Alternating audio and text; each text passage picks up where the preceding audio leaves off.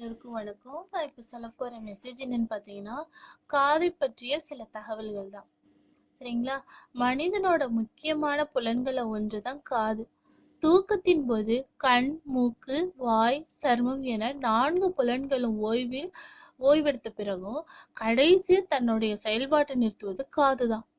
அதே போல விழிக்கும் போது முதலில் செயல்பட தொடங்கும் புலனும் காதுதான். சத்தங்களை கேட்பதற்கு மட்டுமே நம்முடைய காது பயன்படுவது கிடையாது. நாம் நிலையாக நிற்பதற்கும் கூட காதுதான் முக்கிய பங்காற்றுது. காது வழியாக நாம் சத்தத்தை கேட்பதால் தான் பேச முடியுது நம்மளால. குழந்தைகளும் சத்தத்தை உணர்ந்துதான் பேசவே ஆரம்பிக்கிறாங்க. எனவே கேட்கும் சக்தி மனிதனுக்கு கிடைத்த மிகப்பெரிய வரப்பிரசாதம். காது மண்டலம் வெளிக்காது புறச்செவி, நடுக்காது நடுச்செவி, உட்காது உட்செவி என்று 3 பகுதியாக பிரிக்கப்பட்டிருக்கு. சத்தம் எழுப்பும் போது அது நம் வெளிக்காதின் வழியே ஊடுருவி காது ஜவ்வை அசைக்கிறது.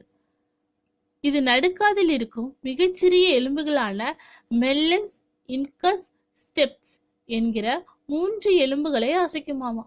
இதில் ஸ்டெப்ஸ் எலும்பினால் அதிர்வு தரப்பட்டு உள்காதில் உள்ள திரவம் அசையுது. இதனால செவி நரம்பு தூண்டப்பட்டு அந்த ஓசை நம் மூளைக்கு சென்று நமக்கு சத்தத்தை உணர வைக்குதாமா. பாத்தீங்களா? நமக்கு காதை எப்படி கேட்கறதுங்க பத்தி இந்த காது பற்றி தகவல்களை நான் சொல்லியிருக்கேன்.